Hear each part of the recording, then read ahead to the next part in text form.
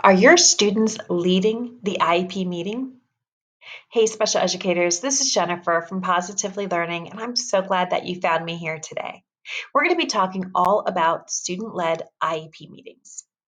Now, maybe you're already doing these at your school, or maybe you've never heard of them, or maybe you've been thinking about it, but you're not exactly sure how this type of meeting would look or sound. In this quick video, I'm going to be sharing some action steps based on my own experiences. But before I share, I have a huge confession to make. I had never done a student led IEP meeting until a family reached out and asked. It was a mother who wanted her son to experience the IEP process from start to finish. And of course, I said yes. And then I went straight over to Google and I researched and found some great resources that were appropriate for the high school age student, which made sense. There were things that might have worked for middle school, but there's an important piece of information I have not shared yet. I worked with really young students. And in this case, we're talking first grade. So we had to be a bit creative and very prepared. And now I'm going to share exactly what we did. Now, if you don't work with young students, this information is still going to be very helpful if you're preparing for a student led IEP meeting. All right, so we're looking right now at this blog post, and I am going to be moving through it very quickly. So I will be sure to add a link in the description so that you can go back and check out all the details.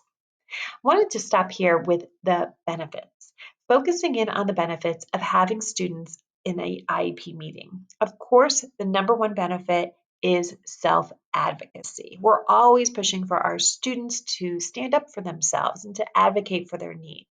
These skills are going to benefit them. A IEP meeting is such a great opportunity to practice them, and that's going to serve them well throughout their time with our school and outside of the school setting.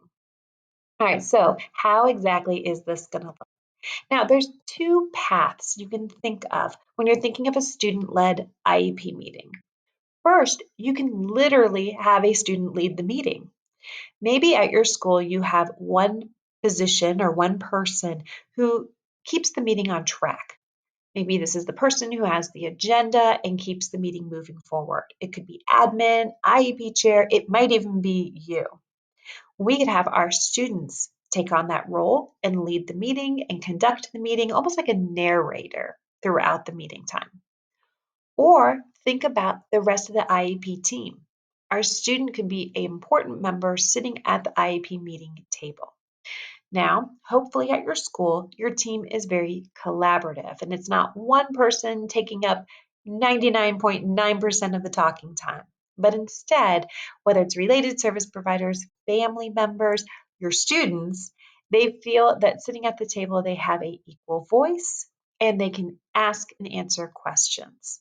So, when you're deciding on which one to use, or maybe you're going to do a combination of both, which is pretty much what we did, you want to be considering your students' needs, their developmental age, and their comfort level sitting at the table.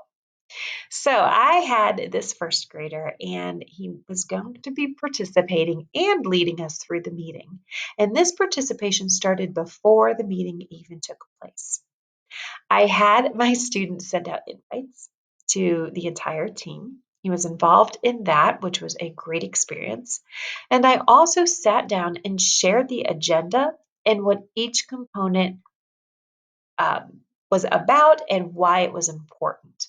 And so we worked through the agenda. And as we worked through this, we thought about where he could take the lead.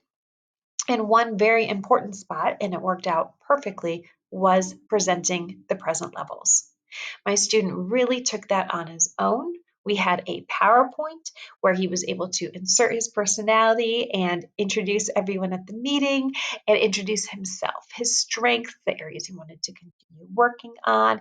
He even put photographs and some work samples in there.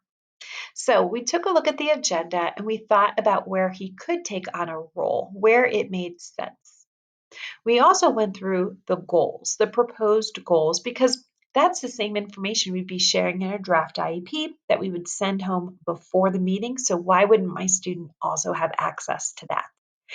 Now, we did talk about, and we role played quite a bit, what it would look and sound like to agree with the goals or to politely decline the goals, and what we would say in its place. So that was very important, and we took time to practice those statements before the meeting happened.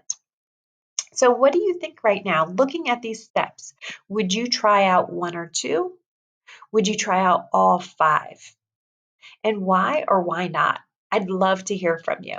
All right, so what I'd like to do now is I definitely want you to leave a comment below on which steps you're going to try and why. And if you have any questions about what these could look like, I will also leave that link to the blog post. I'll also leave a link to this meeting kit. It's a meeting kit that has all of these things we talked about already prepared, the invitation, a thank you note after the invitation, and some slides that you could use in a student-led IEP meeting kit. So I hope that was helpful for you. Please let me know if you have any questions and be sure to hit subscribe. I'll be back with another special education